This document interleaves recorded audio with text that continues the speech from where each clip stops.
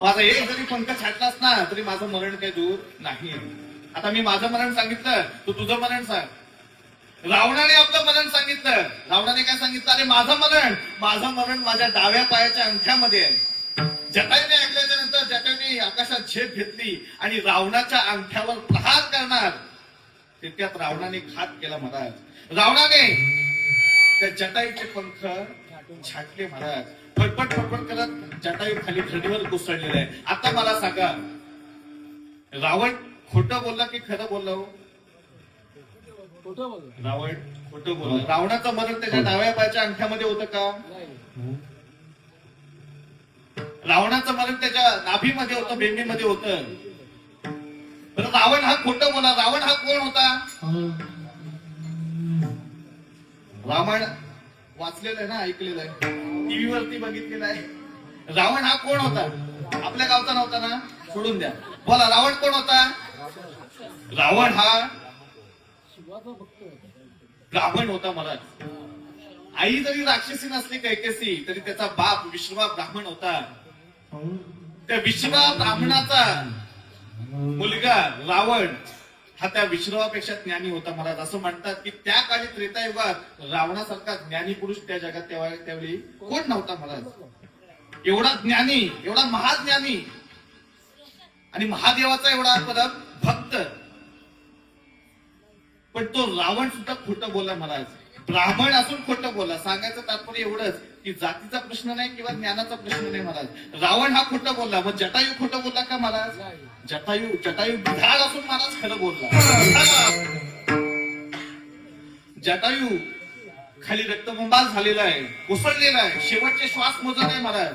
पण त्या शेवटच्या श्वासात सुद्धा त्यांनी भक्ती सोडली नाही महाराज. त्याने अजिबात भक्ती सोडली नाही महाराज. रामाचं, त्या देवाचं नाम घेत राहिला महाराज. आता देवाचं नाम घेत राहिला तेव्हा आजूबाजूचे पशु पक्षी आहेत ना, त्याच्या जवळ आल्या. ते जटायूला विचारायला लागले, कोणाचं नाव घेतोयस? त्या रामाचं.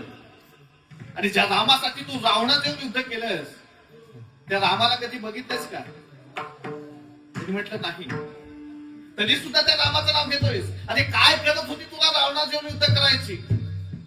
सीतामाईंना पडून गेले हा निरोप तुला रामाला सांगता आला असता. मग त्या रावणाने तुझी काय अवस्था केलेली आहे? तुझे पंख छाटलेले आहेत. आता तू रामाला कसं सांगशील?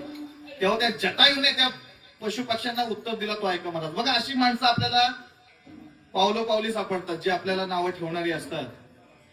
एक मनुष्य जर का चांगल्या मार्गे लागला ना महाराज की लोक लगेच त्याची चर्चा करतात किंवा त्याला अडवतात. एखादा परमार्थिक, एखादा ज्ञानी माणूस आजारी पडला की लोक नावं ठेवतात. बघ, मरेपर्यंत देवदेव करतोस का? आता कुठे तुझा देव झालाच ना बसून? अशी बोलणारी सुद्धा आहे. पण कोणी निंदा कोणी वंदा? आमचा सोहितेचा. पशु पक्ष्यांना ते जटायूने चांगलं उत्तर दिलं महाराज. त्यांनी म्हटलं, अरे जोपर्यंत मला पंख होते तोपर्यंत मला अयोध्येत उडत जावं लागलं असतं रामाला भेटायला. पण आता मला पंख नाहीत. आता त्या रामाला स्वतः चालत यावं लागेल मला भेटायला. विठाला. मग त्या जटायूचं बोलणं खरं झालं की खोटं झालं? खरं झालं महाराज. तो त्रैलोक्याचा धारी परमात्मा प्रभू श्री रामचंद्र लक्ष्मण दादा सहित सीतामाईंना शोधत त्या वनात आलेले आहे महाराज. त्या जटायू जवळ आलेले. जटायूची ती अवस्था बघून रामाला वाईट वाटलं. जटायूचं डोकं आपल्या मांडीवरती घेतलं. झालेला सगळा प्रकार ऐकला. जटायूची अवस्था बघून रामाला वाईट वाटलं. रामाने सांगितलं, एक काम करा, आत्ताच्या आता मृत्यूला सामोरे जा, मरणाला सामोरे जा आणि या त्रासातून, या पिढीतून मुक्त व्हा. पण त्या जटायूचा जीवच जात नव्हता महाराज. का जीव जात नव्हता महाराज? मुखात नाम कोणाचं होतं? रामाचं. डोकं कुणाच्या मांडीवरती होतं? ज्याचं डोकं रामाच्या मांडीवरती त्याचा जीव जाईल का महाराज? बघा, एखाद्याचा जीव जात नसेल तर आपण त्याला पाणी पाजतो नाही का शेवटचं? रामाने सांगितलं लक्ष्मण दादाला, कुठून तरी पाणी आणा. लक्ष्मण दादाने पाणी आणलं. पाणी चोचीमध्ये घातलं. चोचीतनं पाणी बाहेर पडत होता का? राम नामात खंड पडे म्हणून जटायू पाणी सुद्धा प्यायला मागत नव्हता. विठ्ठल. बघा ना, राम समोर आहे, रामाच्या मांडीवरती आपलं डोकं आहे, तरी त्यांनी राम नाम सोडला का महाराज? भक्ती सोडली महाराज. जन्माला आल्यापासून आपल्याला देव भेटला, मग आपण भक्ती केली का? सोडून देण्याचा प्रश्नच नाही.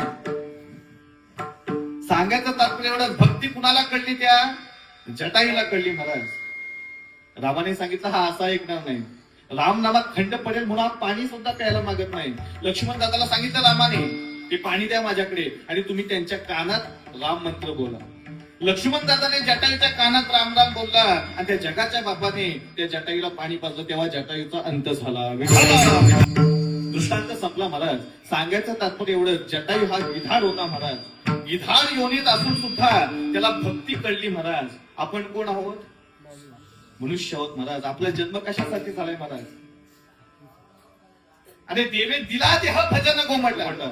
त्या देवाने आपल्याला देह दिलाय कशासाठी दिलाय? त्या देवाचं भजन करण्यासाठी. म्हणजे आपल्याला कळलं पाहिजे महाराज, आपण या कलियुगात आहोत महाराज. आणि या कलियुगात आपल्याला जप तप करायची गरज नाही महाराज. जप तप कर्म क्रिया नियम धर्म वावगाची श्रम, जप तप करायची काहीच गरज नाही महाराज, काहीच गरज नाही. नलगती साय असं जावे वनांतरा, सुखे येतो भला आईचं बैकोनी करा एक चित्त, आवडी आनंद आडवा. जागेवर बसून देवाची भक्ती करायची आहे. आणि किती वेळ करायचे? फक्त देवाचं नाम घ्यायचंय महाराज. कलियुगी उधार हरीच्या. मला सांगा, ही जी लहान मुलं आहेत नाचायला उभी राहिलेली आहेत, त्यांना कोणी सांगितलं का बाबांनो जाऊन नाचा किंवा जाऊन टाळ घेऊन उभा राहा? सांगायला लागत नाही महाराज. उगाच म्हणत नाही की लहान मुलं देवाचं रूप असतं महाराज. त्यांना सांगायला लागत नाही. त्यांना माहितीये काय चांगलं आहे आणि त्यांना माहितीये काय वाईट आहे. आपल्या तरुण मुलांना कीर्तनात नाचायची लाज वाटते, पण एखाद्याचं उठणं असू द्या, पॅन्ट पडून तो नाचतात मला. तिकडेही नाचा, पण जास्त कुठे नाचायचंय मला? हरी कीर्तनाला. गाय नाचे उडे आपुलिया छंदे. मला सांगा, त्यांना कोणी सांगितलंय का बाबांनो की आपल्याला नाचायला जायचंय? त्यांना नाही माहिती. त्यांनी स्वतः ठरवलंय महाराज. पण तुम्हाला थंडी वाजते का महाराज? का थंडी वाजत नाही महाराज? नाचतय, गातय, टाळ वाजवतय. बसलेल्यांना थंडी वाजते का? नाही. टाळ वाजवली पाहिजे. बसल्या जागी तरी टाळ वाजवली पाहिजे, मुखाने गायलं पाहिजे महाराज. जो स्तब्ध बसतो ना महाराज, त्याच्यावरती अवदसा बसते आणि थंडी सुद्धा बसते. लगेच डोळे मिटायला सुरुवात करतो महाराज. विठाला. पण जास्तीत जास्त तरुण मुलांना, लहान मुलांना परमार्थाकडे जास्त वळून द्या महाराज. कारण तरुण मुलांना जर का परमार्थाकडे वळवलीत महाराज, अध्यात्माकडे वळलीत ना महाराज, तरच आपली हिंदू संस्कृती टिकल्याशिवाय राहणार नाही. हिंदू संस्कृती टिकल्याशिवाय राहणार नाही. पण आपणच दुर्लक्ष केलं तर लवकरच ही हिंदू संस्कृती.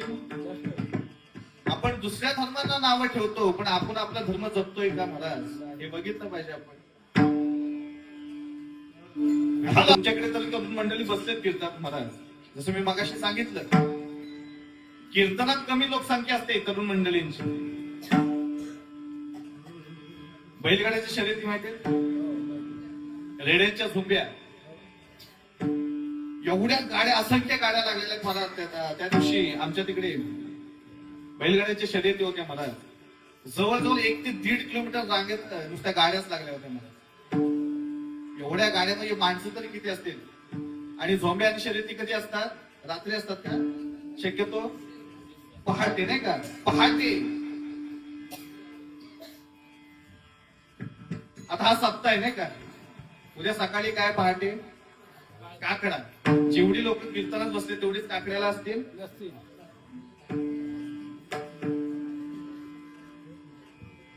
काकड्याला जर का एखाद्याला म्हटलं उठ, तर तो तिथंच वाकडा होईल, पण उठणार.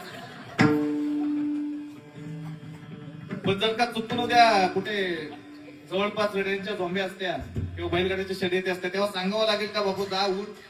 तो आपण उठायच्या आधी तो मुलगा आंघोळ ब्रश दूरची गोष्ट. गोड विषय कडू झालेले आहेत महाराज आणि कडू विषय अमृत बनलेले आहेत महाराज. काय करायला पाहिजे आणि काय नाही करायला पाहिजे ते कळलं पाहिजे आपल्याला. जास्तीत जास्त तरुण मंडळी ही व्यसनाच्या आहारी चाललेली आहे महाराज. लहान मुलांना किंवा तरुण मुलांना दारू पिण्याची काय गरज आहे? नाही बुवा, तुम्हाला काय कळत नाही.